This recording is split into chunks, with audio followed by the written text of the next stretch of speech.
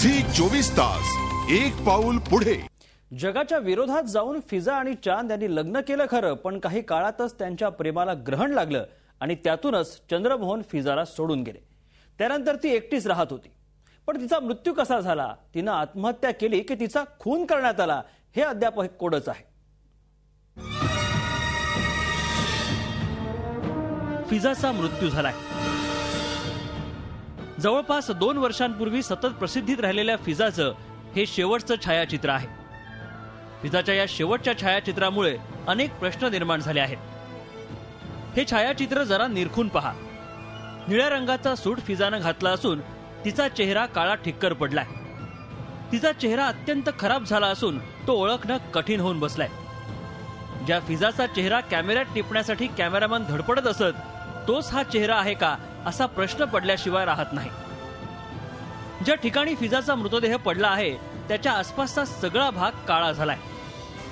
तसंच तिच्या डोक्याजवळचा भागही जरा जास्तच काळा झाला होता। ज्या घरात फिजाचा मृतदेह आढळून आलाय त्या घरी फिजा चंद्रमोहन यांच्याशी लग्न केल्यानंतर राहायला आली होती।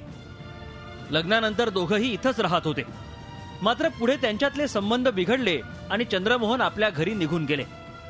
चंद्रमोहन सोडून गेल्यानंतर फिजा या घरात एकटीच राहत होती। त्यानंतर हळूहळू संबंध आणखी बिघडले आणि त्यामुळेच फिजानं प्रमाणापेक्षा जास्त औषधं खाऊन आत्महत्या करण्याचा प्रयत्न केला होता। अलीकडच्या काळात फिजाचं आपल्या शेजाऱ्यांशी अनेक वेळा भांडण झालं होतं।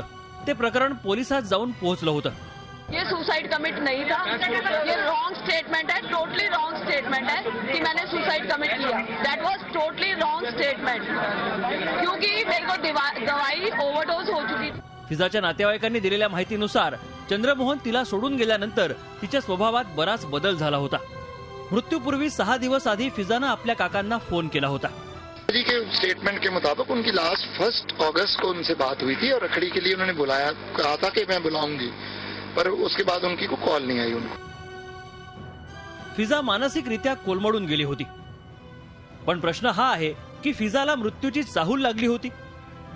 गेली 15 वर्ष पंजाबच्या राजकारणात चांगलं बस्तान बसवलेल्या फिजाला काही गुपित माहिती होतं? एखादं गुपित लपवण्यासाठीच तर तिचा खून करण्यात आला नाही ना? फिजा कुणासाठी अडचण ठरू लागली होती?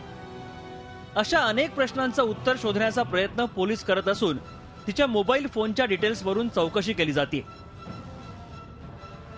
पोलीस चौकशीनंतरच फिजाच्या मृत्यूचं रहस्य उलगडणार आहे।